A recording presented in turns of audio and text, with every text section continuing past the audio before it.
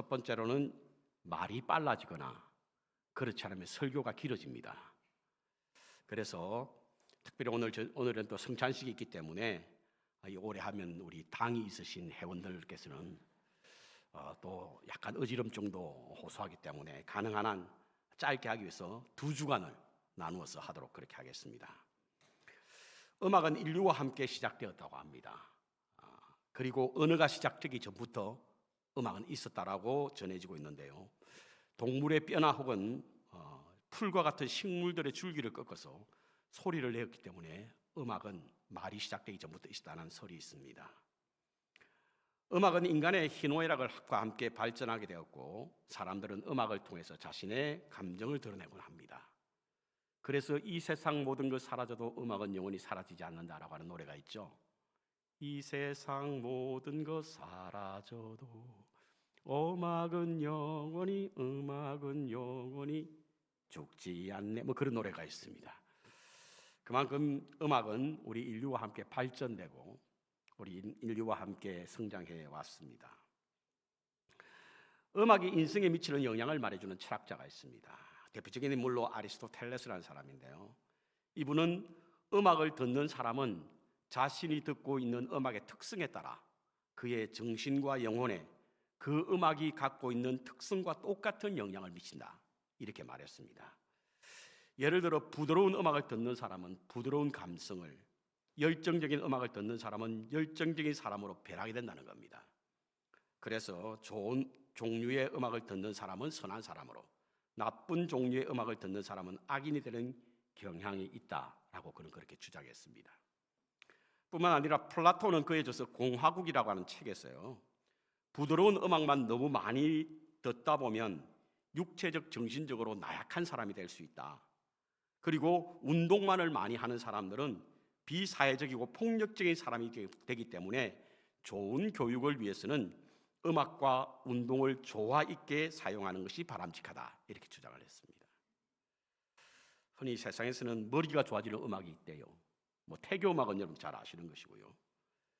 최근에는 동식물의 성장에까지 음악의 기법이 널리 사용되고 있다라고 하는 주장도 있습니다. 특별히 이제 제빵사들이 빵을 만들기 위해서 밀가루 반죽을 할 때 템포가 심하게 빠르지 않고 리듬의 변화가 일정하며 볼륨이 지나치게 크지 않게 해야 된다고 합니다. 그리고 동원되는 악기도 현악기를 주로 이용해서 음악을 틀어놓고 작업을 하게 된다고 하는데요. 그렇게 될 경우 빵이 한껏 부풀고 그리고 한층 더 쫄깃쫄깃한 맛을 드러낸답니다. 이는 빵 속에 있는 이 효모, 곧 이스트 때문이라고 하는데요. 음악이 가지고 있는 소리의 파장에 이 효모가, 이스트가 반응을 하기 때문이라 그렇게 이제 주장하고 있습니다. 오늘은 찬양이 무엇인지에 대해서 말씀을 나누고자 합니다. 우리가 흔히 찬양이라고 하면 노래라고 생각하죠. 그래서 노래를 잘하는 사람이 찬양을 잘한다, 이렇게 생각할 때가 많습니다. 그런데 초대 교부였던 어거스틴은요, 노래로 찬양을 하는 것이거나 찬양을 노래로 하는 것일 뿐 찬양 자체가 노래는 아니다, 이렇게 이제 주장했습니다. 그렇습니다. 노래 자체가 찬양은 아니죠. 노래는 찬양을 하는 하나의 방법이고 수단일 뿐이지 노래 자체가 찬양은 아니라고 하는 것입니다. 그렇다고 하면 찬양이 갖는 본질적 의미는 뭘까? 도대체 무엇을 찬양이라고 할 것인가? 첫 번째로 바로 찬양은 환호입니다. 환호, 감탄이요 환호입니다. 1절에 오늘 본문에 온 땅이여 여호와께 즐거운 소리를 부를지어다 라고 하는 말씀이 나오는데, 여기서 즐거운 찬송을 부른다는 의미는 바로 단순히 노래를 부르는 정도가 아니라 소리를 질러서 귀에 먹게 하다라는 뜻을 가지고 있습니다. 그러니까 귀가 멍멍할 만큼 소리 지르는 거 있잖아요. 환호하는 것, 이것이 찬양이라고 하는 것입니다. 흔히 우리가 음악 콘서트에 가보면 관람객들이 가수가 등장하게 되면 막 소리를 지르죠. 그리고 노래를 부를 때면 마치 정신 나간 사람처럼 큰 소리를 지릅니다. 뿐만 아니라 노래하는 사람들도 관중들한테 적극적으로 참여하기 위해서 소리 질러! 그렇게 하더라고요. 그러니까 거기 있는 사람들이 와! 하고 소리를, 이게 환호입니다. 이게 바로 찬양이라고 하는 것입니다. 특히 프레이즈라고 하는 이 뜻은 바로 운동선수가 경기장에서 운동하는 경기장의 선수들이 자기가 지지하는 어떤 팀이 역전승을 하게 될 때 자리에 앉아있지 못하고 벌떡 일어나서 환호를 저지르는, 이것이 바로 프레이즈라는 뜻입니다. 찬양이라는 뜻입니다. 놀라거나 기뻐서 소리를 지르다 라는 뜻을 가지고 있는데요, 마치 다윗이 하나님의 언약궤가 다윗성으로 들어올 때에 바지 춤이 내려가는 줄 모르고 춤을 추듯 환호한 것, 이것이 바로 찬양이라는 것입니다. 그렇다고 한다면 찬양을 하면서 인상 쓰거나 불편한 모습으로 찬양하는 분은 찬양이 아니겠죠. 찬양은 환호입니다, 여러분. 하나님이 하신 일에 감탄하는 거예요. Praise the Lord 하는 겁니다. 그것이 바로 찬양입니다. 두 번째로 찬양은 인정입니다. 인정. 3절에 보십시오. 여호와가 너의 하나님인 줄 알지니라. 찬양은 하나님의 높고 위대하심을 인정하는 거거든요. 우리의 왕되심을 인정하는 것이고, 우리를 향하신 하나님이 하신 일을 인정하고 자랑하는 것이 바로 찬양입니다. 마치 전쟁에 나간 장수가 승리하고 돌아올 때에 많은 회중이 모여서 그가 한 일을 칭송하고 인정하며 기뻐하는 그와 같은 것이 바로 찬양이라고 하는 것입니다. 예수님이 예루살렘에 입성하실 때에 길가에 앉은 많은 사람들이 소리를 질러 다윗의 자손 예수여 높은 곳에서 호산나, 이거 찬양이었는데요, 비록 그들이 며칠 지나지 않아 그 마음이 변하긴 했지만 바로 예루살렘에 입성할 때 그들의 외침이 바로 찬양이라고 하는 것입니다. 욥은요, 구약 성경에 나오는 욥은요, 자신의 생애 동안 늘 이와 같은 믿음으로 살았다고 할 수 있는데, 그에게 찾아온 극심한 고난과 환난 가운데서도 그가 하나님을 인정했습니다. 찬양한 거예요. 그래서 욥기서 1장 21절에 보면 주신이도 여호와시요 거두신이도 여호와시니 여호와의 이름이 찬양을 받으실지니이다, 이렇게 고백한 겁니다. 그러니까 내게 어떤 환경이 일어난다 할지라도 그것이 하나님이 하신 일을 인정하는 거예요. 그래서 찬양하는 겁니다. 그것이 찬양이라고 하는 거죠. 주님이 주인 되심을 인정하는 것, 이것이 바로 찬양입니다. 그렇다고 한다면 매일 기쁠 때만 찬양이 안 되겠죠. 슬플 때도 고난이 찾아올 때도 우린 찬양할 수 있습니다. 왜? 그분이 우리의 하나님이심을 인정하는 것이 찬양이기 때문에 그렇습니다. 세 번째로 찬양은 감사의 고백입니다. 감사입니다. 5절입니다. 감사함으로 그 문에 들어가며 찬송함으로 그의 궁정에 들어가서 그에게 감사하며 그의 이름을 송축할지니이다. 하나님이 하신 일에 대한 감사의 고백이 찬양이거든요. 하나님 당신이 하셨어요. 구원해 주시고 무한한 사랑으로 감싸 주시고 우리에게 행복한 가정과 사랑하는 가족을 주셨고 우리의 기도에 응답하셨고 아픔과 절망 가운데서 위로하셨고 현재의 고난을 미래의 희망으로 바꿔주시고 그 셀 수 없는 것에 대한 감사가 바로 찬양입니다. 그래서 우리의 찬양 속에는 하나님에 대한 감사가 있는 것이죠. 그러므로 찬양의 또 다른 이름은 감사입니다. 감사. 자, 이렇듯 찬양은 하나님을 향한 우리의 환호요, 우리에게 왕이 되셔서 행하신 일을 인정하는 일이며 감사의 고백이라고 한다면 우리가 이것을 잊지 말고 기도할 때마다 그 마음으로 찬양을 해야 합니다. 하나님을, 우리 하나님 되심에 대한 환호도 없이 인정도 없이 감사도 없이 찬양하는 것은 비록 노래는 될지 몰라도 찬양은 안 된다는 사실인 거죠. 저와 여러분이 찬양할 때마다 이와 같은 하나님의 주인 되심을 믿고 의지하며 그분이 우리의 하나님에 대해서 기쁨과 감사가 넘치고 환호하고 그분이 하신 일에 대해서 우리가 늘 고백하며 이러한 마음으로 찬양해야 그것이 하나님께 드리는 진정한 찬양인 줄로 믿습니다. 그렇다면 왜 찬양을 해야 할까?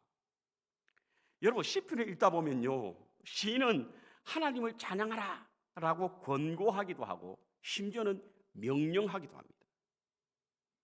하나님은요, 우리가 찬양하지 않아도 찬양을 받으실 분이시에요. 여러분, 우리가 찬양하지 않아도 상관없습니다. 왜냐하면 하나님은 스스로 영광을 받으시기 때문에 그렇습니다.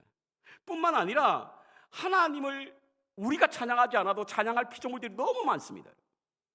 하나님이 만드신 모든 것이 하나님을 찬양하고 있잖아요. 그렇기 때문에 우리가 굳이 찬양할 이유가 없는 것이죠. 그런데도 왜 시인은 우리를 향하여 여호와를 찬양하라고 권고하고 있고 심지어는 명령하고 있는 것일까? C.S. 루이스가 쓴 시편 사색이라는 책이 있습니다. 이 책에 보면 시편의 찬양에 대해서 말을 하면서 시편 기자들이 찬양을 권고하고 명령하는 이유를 두 가지 말하고 있는데 참으로 공감이 가는 내용이었습니다. 첫 번째 이유는 뭐냐면 찬양은 전염성이 있다는 거예요. 찬양은 우리가 흔히 음식을 먹거나 아름다운 것을 볼 때 찬양하죠. 그 찬양이거든요. 아, 맛있다, 아름답다, 이거 찬양이란 말이에요. 이 찬양을 하게 되면요, 다른 사람들이 쉽게 전염이 됩니다. 아, 그런가? 맛있나 보다, 아름다운가 보다.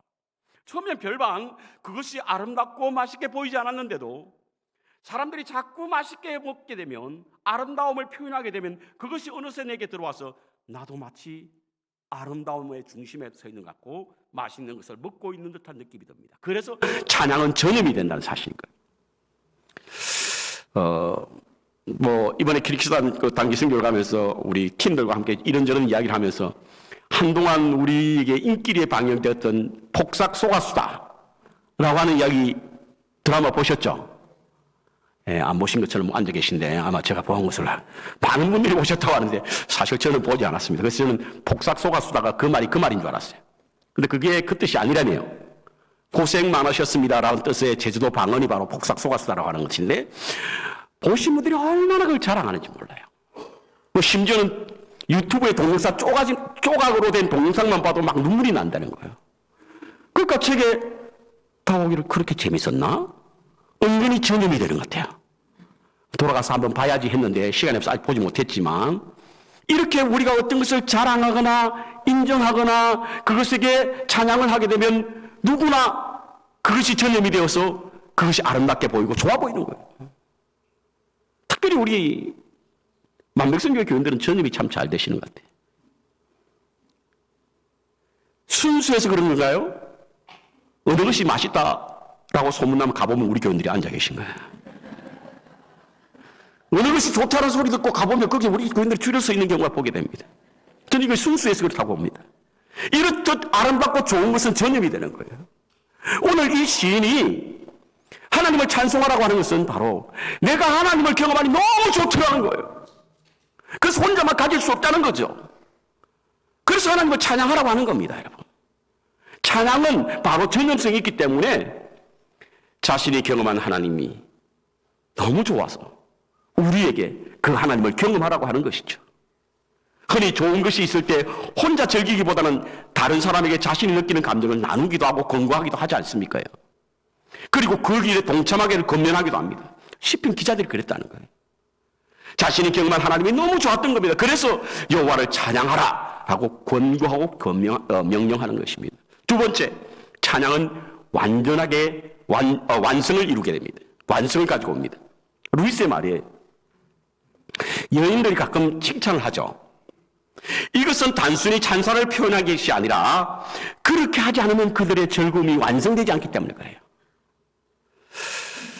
여러분, 오늘 꽃꽂이 참 이쁘죠? 제가 이쁘다고 여쭤보기 전까지 여러분이 아무도 이쁘다고 하시는 분이 별로 없으신데 이금은 집사님이 하셨어요. 이럴 때 다른 교회는 박수도 치고 이러는데요, 우리 교회는.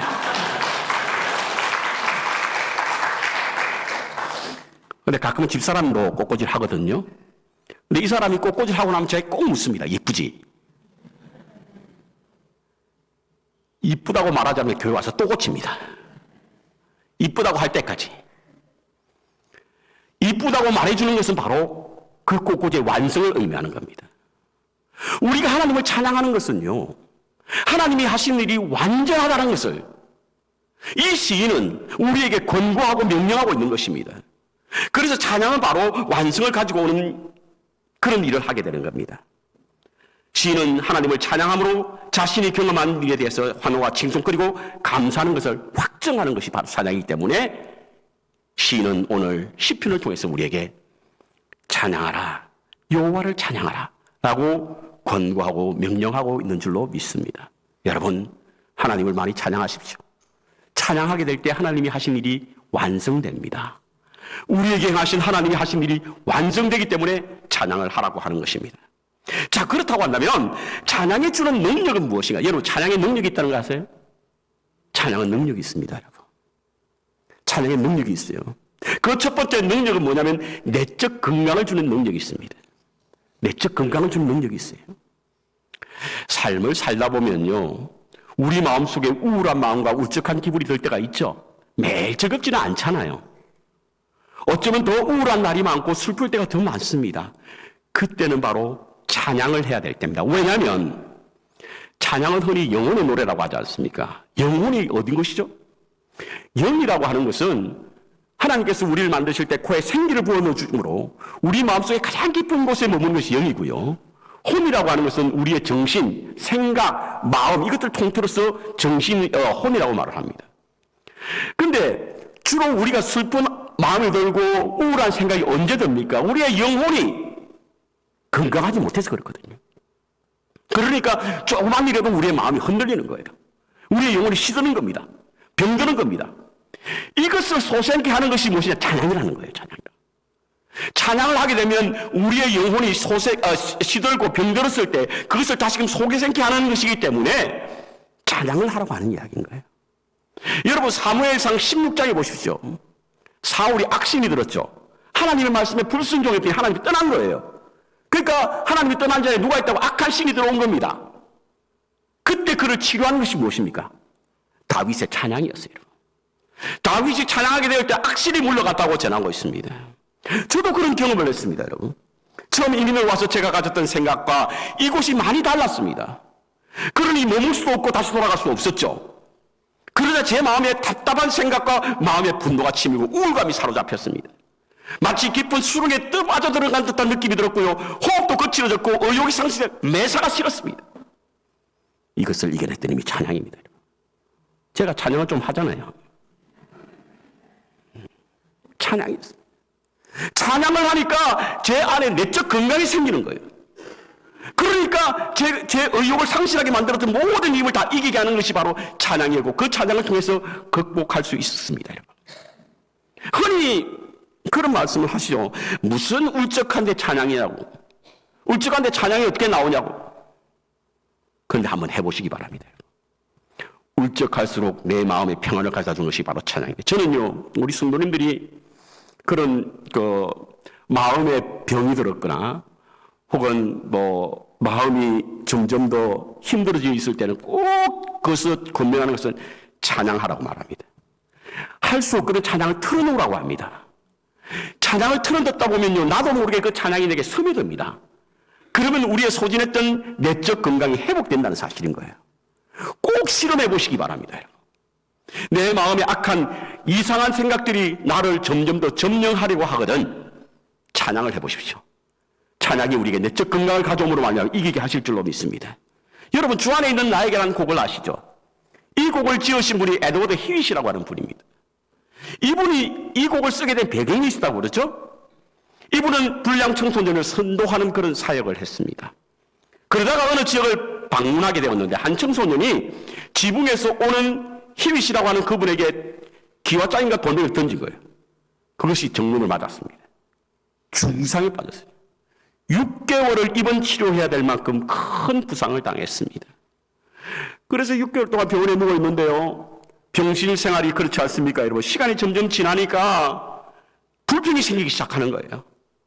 그리고 그 청소년에 대한 정오와 미움이 싹 터들어갑니다. 동시에 왜 하나님은 내게 이와 같은 일을 하셨는가? 이와 같은 시련을 주시는가? 내가 하나님의 일을 하는데 왜 이와 같은 일이 벌어지는가? 모든 것이 짜증스러웠고 불만스러웠다고 합니다. 그러던 중에 어느 날 그 병실에 병식 청소를 하러 들어온 한 흑인 중년 여인이 있었다는 거예요. 근데 이 여인이 한눈에 보기에도 참 초라해 보이고 가진 것이 없어 보이는 이 여인이 병식 청소를 하면서 이런저런 흥얼흥얼거리면서 찬송을 부르기 시작하는 거예요.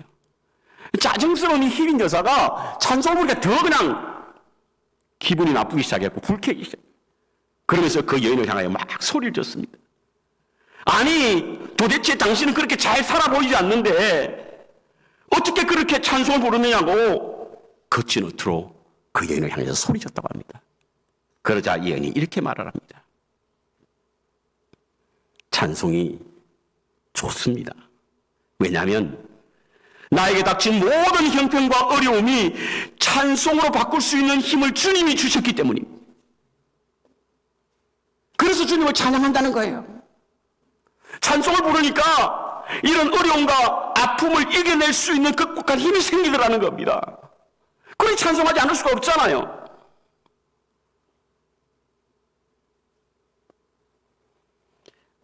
그 후에 이 희빈 여사가 지은 찬송이 바로 주 안에 있는 나에게 딴 것이 있어요. 십자가 밑에 나아가 내 짐을 벗으니 주님을 찬송하면서 할렐루야 할렐루야 이 찬송을 지은 겁니다. 하나님의 임재 연습이라는 책이 있습니다. 로렌스 형제가 지은 책이죠. 로렌스 형제는 프랑스 갈멜스원의 평수사로 평생 있으면서 주방장에서 일했던 사람이에요. 주방장. 매일 그는 접시 닦기, 달걀 붙이기, 그리고 바닥 훔치는 청소하는 일, 이와 같은 하찮은 일을 했던 사람이 바로 이 로렌스 형제였어요. 그런데 그는 24시간 주님과 동행하는 그런 사람이었습니다. 어떻게 이게 가능할까? 어떻게 이게 가능하지? 이분에게도 힘든 순간이 있다고 합니다. 어려운 일이 찾아올 때가 있다는 거예요. 그런데 그때마다 찬양을 하는 비법을 터득했다는 거예요. 만약에 어려움이 찾아오면, 주방에서 어려움이 찾아오면 일하다가 힘들면 잠시 중지한다는 거예요. 그리고 하나님을 주목한 후에 찬양과 기도를 올리고 다시 계속을 하게 되면요, 그의 삶 자체가 바뀌더라는 거예요. 그리고 삶 전체가 하나님을 찬양하는, 하나님을 향한 찬양의 통로가 되었기 때문에 인격 전체가 변하더라는 거예요. 여러분, 우리의 환경 때문에 인격이 형성되는 거 아닙니다, 여러분. 우리가 삶이 좀 더 넉넉하기 때문에 바른 인격으로 성장하는 것이 아니죠. 우리의 삶에 하나님을 향한 찬양의 통로가 될 때 우리의 삶이 변화되고 인격이 형성되며 그리스도의 품격이 나타나게 될 줄로 믿습니다. 하나님의 인재라고 하는 로렌스 형제가 바로 이와 같은 사람이었어요. 이렇듯 찬양은 우리의 내적 건강을 가져다 줍니다, 여러분. 두 번째, 문제 해결의 능력이 이 찬양 속에 있습니다. 문제 해결의 능력이. 일반적으로 우리가 문제라고 여기는 건 뭐죠? 어떤 것이 문제죠? 내가 해결할 수 없는 것이 문제잖아요. 내가 해결할 수 있는 것은 문제가 안 됩니다. 그냥 해결하면 되니까. 그러나 내가 해결할 수 없는 것들이 차가울 때 그것을 우리는 문제라 보는 거죠. 이때 우리가 찬양을 해야 되기 때문입니다. 왜냐하면 찬양은 곡조 있는 기도라고 하잖아요. 찬양은 기도가 되고 기도는 문제 해결의 열쇠가 되거든요. 그렇기 때문에 찬양을 해야 된다는 거예요. 여러분, 사도행전 16장에 보면 바울과 실라가 복음을 전하다가 체포돼서 채찍에 맞았고, 그리고 감옥에 옥고가 채해진 채 갇혀 있었습니다. 그런데 그들이 낙심하지 않았죠. 뭐 했다고요? 기도와 찬송을 드렸더니 옥문이 열리고 쇠사슬이 풀렸다고 합니다. 삶에서 제기되는 여러 가지 일로 인해서 어떤 문제에 가두어져 있습니까? 찬양을 하십시오. 옥문이 열리게 될 줄 믿습니다. 쇠사슬이 풀리게 될 줄로 믿습니다. 왜냐하면 찬양은 곡이 붙은 기도이기 때문에 그렇습니다. 우리가 기도할 힘이 없을 때 찬양을 하시면 그 찬양이 우리의 마음에 담겨있는 기도가 되기 때문에 그 기도가 옥문을 열게 한다는 사실인 겁니다. 역대하 20장에 보십시오. 여호사밧이라고 하는 유대 나라의 4대 왕이 있었습니다. 이 왕은 다윗의 길로 갔던 선왕으로 평가됐습니다. 성경에도 그는 참으로 선한 왕이었다고 표현하고 있습니다. 그런데요, 다윗의 길로 가다가도 어려움은 다가옵니다, 여러분. 믿음 생활 잘해도 어려움은 다가와요. 믿지 않는 사람과 똑같은 어려움이 찾아옵니다. 요단강 건너편에 지금으로 말하면 요르단에 있는 모압과 암몬이 연합해서 이스라엘 땅을 쳐들어온다는 소식을 들었습니다. 그러면 그가 한 일이 뭡니까, 여러분? 먼저 기도했습니다. 그리고 하나님께서 함께 하실 것이라 응답받았습니다. 그때 그가 가장 먼저 했던 일이 바로 성가대를 세웠습니다. 성가대에게 예복을 입혔습니다. 앞장서게 했습니다.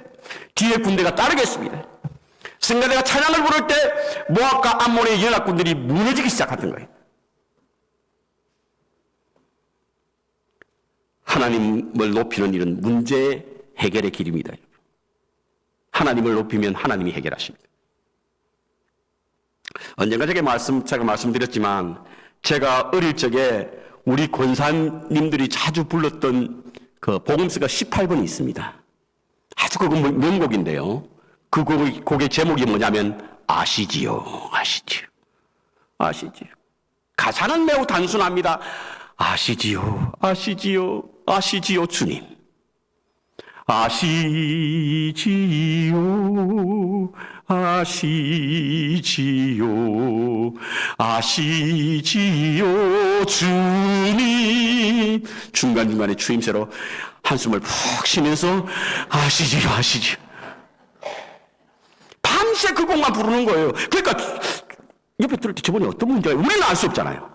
누가 안다고요? 하나님이 아시는 거예요. 그러니까 아시지요만 계속 부르시다가 아침이 되면 천사와 같은 얼굴로 하나님이 문제를 아신다는 응답을 받았구나. 왜냐하면 우리가 할 수 없는 일은 우리가 풀 수 없는 문제입니다. 그때 누가 아신다고요? 하나님이 아신다는 거예요. 하나님께 맡기는 겁니다, 여러분. 어떤 문제 앞에 여러분들이 해결하려고 하지 마시기 바랍니다. 그 문제를 끌어안고 고민하지 마시기 바랍니다. 하나님께 맡기십시오. 하나님께 맡긴다라고 해서 하나님이 앞장서게 하신다는 거예요. 우리는 그 일을 따르는 거죠. 찬송가 나 이제 주님의 새 생명 얻으면 찬송을 부르며 뒤따라가리라. 하나님의 이름을 높이며 찬양하면 하나님이 앞서십니다. 그러면 그 문제가 해결되는 거죠. 여러분 삶 속에서 하나님을 찬양하는 찬양이 매일 솟아나서 우리가 이 땅에 살아가는 날 동안 안고 있는 여러 문제들이 그리스도 안에 있는 하나님의 은혜와 사랑으로 말미암아 해결되기를 주의 이름으로 축원합니다. 그러기 위해서는요, 찬양입니다. 찬양. 하나님을 앞세워 보십시오. 마지막 세 번째로 두려움을 물리치는 능력이 있습니다. 두려움을 물리치는 능력. 초대 교회사를 읽어보면요, 성도들이 순교를 앞두고 그들이 그 순교에 배교하지 아니하고 견딜 수 있었던 힘은 어디에서 나왔느냐? 바로 찬양에서 나왔다고 전하고 있습니다. 예를 들어 있습니다. 예수를 믿는다는 이유 때문에, 예수를 그리스도로 고백한다는 이유 때문에 로마나 제사장의 하솔들에게 잡혀서 순교를 당하는 사람들은요, 앞에서부터 한 사람씩 참수를 당하거나 불에 태움을 당합니다. 그럼 뒤에 있는 분들이 그 앞에 있는 순교를 당하는 사람을 보고 두려워서 떨기 시작합니다. 나도 저렇게 될 것을 보면서 두려워하는 거죠. 그래서 많은 사람들이 그 순간에 자기는 주님을 부인하기도 한답니다. 배교하기도 한대요. 그런데요, 그렇게 한 사람씩 두 사람씩 자기가 주님을 배반하겠다고 손을 드는 중간에 누군가 한 사람이 찬송을 부르기 시작하면 그 사람들이 함께 찬송을 부름으로 180도가 달라진다는 거예요. 그래서 화형을 시키거나 사형을 시키는 군사들은요, 찬송을 못 부르게 입을 막았다고 합니다. 못 부르게 입을 막고는 부르지 못하겠다고. 왜냐하면 찬송을 부르게 되면 죽음을 두려워했던 사람들이 용기를 얻어서 함께 찬송을 부르며 의연히 믿음을 지키며 배교하지 않게 되었다는 거예요. 찬송을 부르면서 내 주 대신 주를 참 사랑하고 숨질 때라도 내 할 말씀이 이전보다 더욱 사랑하리. 이 찬송을 부르면요, 내 마음에 없던 용기가 생겼어요. 죽음도 불사하면서 순교를 맞이하게 됐기 때문에 초대 교회사에 있어서 찬송은 두려움을 물리치는 큰 능력이 되었다고 전해지고 있습니다. 언젠가 헤이티를 방문했을 때에 우리 선교팀과 함께 이런 일이 있습니다. 이제 헤이티 저희들이 선교하는 그 지역은 아일랜드 중에도 라고나브 섬 가운데 좀 아래쪽에 있거든요. 북쪽에 선교를 하러 가려면 차를 타고 가거나 배를 타고 가야 됩니다. 근데 이제 길이 좀 좋지 않기 때문에 주로 이제 배를 타고 북쪽에 있는 곳을 선교하러 올라가는 거죠. 한 번은 우리 루디아 선교회 회원들과 함께 같이 갔던 걸로 기억나는데요. 같이 가서 이제 사역을 하고 오는 길에 갑자기 파도가 좀 많이 치는 겁니다. 그럼 막 이제 파도가 치니까 배가 흔들리고 그러니까 우리 회원들 가운데, 팀원들 가운데는 막 멀미하시는 분도 있고 겁이 나서 눈을 감고 있는 분들도 이랬어요. 안 되겠더라고요. 그렇게 가서 큰일 나겠더라고요. 문제가 생긴 것 같아요. 그 제가 찬송을 불렀습니다. 나 이제 주님의 새 생명 얻으면, 찬송을 부르기 시작하니까 배를 모는 그 선원도 그 찬송을 알더라고요. 그러니까 그 자리가 부흥회가 되는 거예요. 찬송 계속 이어지는 겁니다. 언제 우리가 그곳에 도착한지 모를 만큼 건강하고 밝은 모습으로 배에서 내린 적이 있습니다. 찬송 그런 능력이 있다. 찬송 그런 능력이 있습니다. 여러분 타이타닉 영화를 보셨죠? 타이타닉 영화. 세계 최대 해운 3사로 알려진 초호화 유람선 타이타닉이 암초에 부딪히는 그런 침몰한 사건을 영화화한 것이 바로 타이타닉입니다. 그쪽에는 많은 정말 감동적인 장면이 나오는데 가장 감동적인 장면으로 우리에게 오래 기억되는 것은 바로 배가 막 자초해서 침몰해 갈 때에 사람들이 우왕좌왕하고 서로 살 길을 찾으려고 먼저 탈출하려고 이곳저곳 뛰어다니고 앞다투어 순식간에 아수라장이 된 그곳에 어디선가부터 들려오는 바이올린 연주 소리가 있지 않습니까? 내 주를 가까이 하게 함은 그 바이올린 연주가 들려옵니다. 그러자 그 아수라작 같은 그 타이타닉호가 점점 안정을 찾아가는데요. 질서정연하게 구명보트를 타고 탈출한 사람도 많게 되었고 탈출하지 못하는 사람들은 어연하게 차분히 죽음을 맞이할 수 있었던 것은 다른 것이 아니라 바로 그 속에서 애초에 8명이라고 알려져 있더라고요. 보니까. 근데 영화에서는 4명 나오는데 그 4명의 찬송과 연주로 말미암아 그곳에 두려움에서 우왕좌왕한 사람들이 평안을 누리게 되었다는 그런 이야기입니다.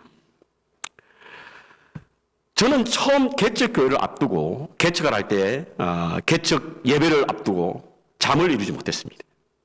하나님의 부르심은 분명했어요. 여기저기 하나님의 사인이 왔습니다. 그래서 이때가 이제 교회를 세우고 개척을 시작해야 되겠구나 생각을 했습니다. 그런데 아무도 없는 교회, 텅 빈 교회, 제가 렌트했던 교회가 저희 교회 사이즈 정도 되거든요. 근데 저희 가정만 예배를 드린다고 생각하니까 갑자기 두려운 마음이 생기기 시작하는 거예요. 처음부터 저희 가정만 드리고자 했던 것은 아닙니다. 많은 분들이 제가 개척한다고 하니까 목사님 그러면 함께 세워나가죠. 제가 참여하겠습니다. 그래서 함께 세워나가십시다. 이런 이야기를 들었어요. 그래서 저분들과 함께 교회를 세워나가면 되겠구나 생각을 했는데 시간이 점점 다가오자 한 사람 두 사람씩 포기하고 결국에는 저 홀로 남은 거예요. 어떻게 해야 될지 모르겠더라고요. 하나님의 부르심에 대한 회의가 들기 시작했습니다. 자신감이 사라졌습니다. 드디어 이제 개척 예배를 드리는 날이 그 다음 날이었는데요. 그 전날 밤에는 도무지 잠을 이루지 못하겠더라고요. 저 아이가 자던 방에서 그 아이가 바깥에 나가서 자라고 그러고 제가 그 방에 홀로 갇혔습니다. 침대에 누웠는데요. 잠이 오지 않네요. 일어났습니다. 기도했습니다. 그리고 잠을 잘까 했더니 또 잠이 오지 않는 거예요. 다시 일어나서 또 기도했습니다. 하나님, 제게 부르심을 주셨다고 한다면 할 수 있게 해주시옵소서. 그리고 다시 누웠는데도 또 잠이 오지 않는 거예요. 그러길 밤새 뒤척였습니다. 밤새. 새벽에 말이죠. 천상에서 음악 소리가 들리는 거예요. 저도 지금도 그 노래가 정확하게 어떤 곡인지 모릅니다. 아마 제게 주시는 찬양이었는데 제 마음이 편해지면서 새벽녘에 잠을 이루고 그 다음날 건강하게 개척 예배를 드리게 되었습니다. 그때 몇 명이 모였는 줄 아십니까? 아무도 안 왔습니다. 우리 부부만 예배를 드렸습니다. 그럼에도 찬송이 제 마음을 평안하게 만들었고 그것을 시작할 수 있는 용기를 주셨던 것입니다. 인생의 어두운 밤을 맞이하고 계십니까, 여러분? 심중의 불안과 염려와 초조의 삶을 살고 계신다고 한다면 찬송을 하십시오. 놀라운 일이 생기게 될 줄로 믿습니다. 두려움은 물러가고 평안을 누리게 될 수 있는 줄로 압니다. 오늘 저녁에 우리가 찬양제를 하게 되는데요. 이 찬양제는 우리의 노래 실력을 자랑하기 위함이 아닙니다. 혹은 다른 사람에게 칭송을 받기 위해서 찬양제 하는 것은 아닙니다. 원래 찬양은요, 찬양을 받으면서 찬양을 할 수는 없습니다. 찬양을 하기 위해서는 우리는 찬양을 받지 말아야 됩니다. 그렇기 때문에 칭찬을 받기 위해서 찬양을 한다고 한다면 사람에게는 좋게 보일지 몰라도 하나님은 아닙니다, 여러분. 그렇다고 한다면 우리가 찬양을 하고 난 후에 칭찬을 받지 않아도 좋습니다. 왜냐하면 이 찬양은 하나님에 대한 우리의 마음, 곧 하나님이 하신 일에 대해서 환호하고 그분이 하신 일을 인정하고 그리고 그분에 대한 감사이기 때문에 그렇습니다. 좀 모양새 빠져도 괜찮습니다, 여러분. 바로 우리의 마음에서 주님께 강력하게 부르는 찬양이 있다고 한다면 하나님이 기뻐하실 줄로 믿습니다. 시편 69편 30절을 보십시오. 내가 노래로 하나님의 이름을 찬송하며 감사함으로 하나님을 위대하게 하시리니 이것이 곧 뿔과 굽이 있는 황소를 드리는 것보다 더 낫다. 여러분, 황소가 얼마나 비싸고 얼마나 좋은 재물입니까? 그런데 그것보다도 노래로 하나님의 이름을 찬송하고 감사함으로 하나님을 위대하게 할 때에 그것들보다 더 하나님을 기쁘시게 한다는 겁니다. 새 노래로 주를 찬양하라고 하는 노래가 있죠. 이 말의 뜻은 새로운 마음으로 새 사람이 되었어요. 이전 것은 지나갔으니 보라 새 것이 되었다라는 사람으로 하나님을 찬양하라는 것입니다. 날마다 새롭게 하시는 하나님을 만남으로 우리 하나님께 올릴 찬송이 많아지기를 축복합니다. 우리 하나님께 드릴 찬송이 많아지기를 축복합니다. 우리의 찬양을 통하여 하나님의 영광이 선포되고 그 영광이 우리에게 은혜로 충만해지는 그런 믿음의 삶을 통해서 우리가 찬양의 제물이 되시고 우리의 삶이 하나님께 드려지는 거룩한 송영이 되시기를 주님의 이름으로 축원합니다.